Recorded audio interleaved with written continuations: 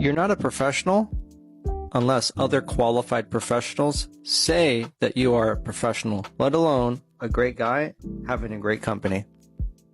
Peer-reviewed by experts, journalists that write about awesome companies that get a lot of attention, but are from qualified individuals. Take a look at that.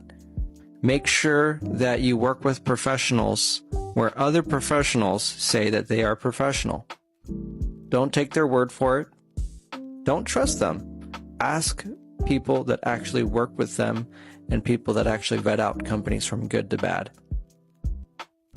Bloggers aren't mentioning your business. You're probably not credible. That's just the facts. Remember, to be an expert, other experts have to say that you're an expert too. You have to collaborate with other experts, like expertise.com wrote this awesome review article. Did you guys know that I used to work with an attorney that used to be the lawyer for John F. Kennedy himself? Yeah, that's true.